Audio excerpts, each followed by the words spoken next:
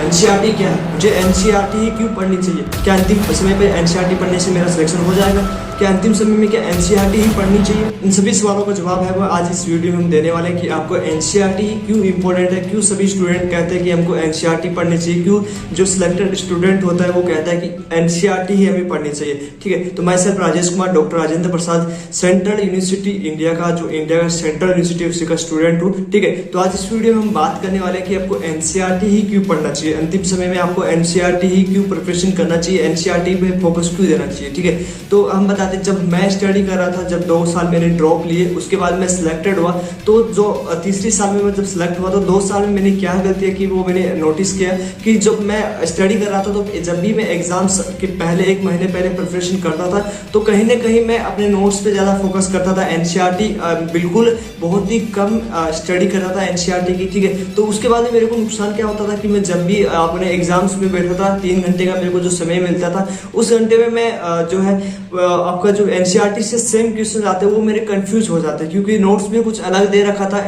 जो नोट्स में आपका अप्रोक्स डाटा देता है उससे क्या है कि जब आपका नीट में पेपर में आप देते हो या एम्स बीएससी नर्सिंग में देते हो तो वहां एक उसी के लगभग डाटा दिया होता है। ठीक है, तो आपका जो करेक्ट आंसर माना जाता है वो आपका एनसीईआरटी का ही माना जाता है। तो मैक्सिमम स्टूडेंट क्या करते हैं कि नोट्स पढ़ते हैं, एनसीईआरटी को रिवाइज नहीं करते। ठीक है, तो इसलिए एनसीईआरटी पढ़ना जरूरी है, क्योंकि एनसीईआरटी से सारे क्वेश्चंस अप्रोक्स 95% क्वेश्चंस आते हैं। ठीक है, अब हम कैसे एनसीईआरटी पढ़े, एनसीईआरटी आपको कितनी बार रिवाइज करनी चाहिए, इस वीडियो में ये भी हम बात करेंगे।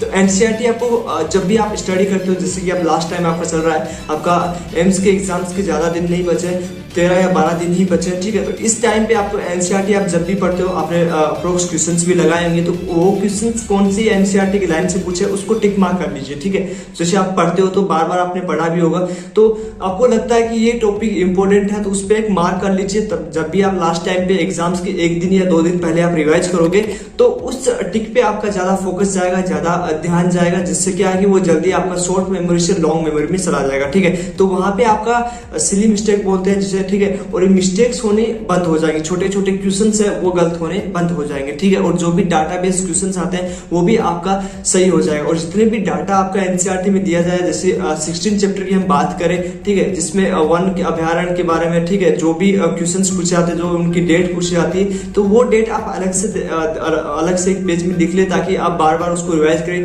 ताकि वो गलत होने के चांसेस है वो कम रहे। ठीक है, तो एनसीईआरटी पढ़ने का यही रीजन है कि एनसीईआरटी आपका मैक्सिमम क्वेश्चन एनसीईआरटी से आता है। ठीक है, और दूसरी बड़ी बात कि एनसीईआरटी यदि आप कवर करते हो, ठीक है, तो आपका 95% क्वेश्चन से वो सही होने के चांसेस रहते हैं, क्योंकि यदि आप बाहर से ज्यादा मटेरियल पढ़ लेते हो तो कहीं ना कहीं आपको वो मटेरियल है वो आपको कंफ्यूज करता है। ठीक है, तो क्वेश्चंस लगाइए, ठीक है, और एनसीईआरटी पढ़िए। अब हम बात करेंगे बायोलॉजी की, आप इस तरह से कवर कर लोगे, केमिस्ट्री का आप इतना जल्दी है वो कवर नहीं कर पाओगे।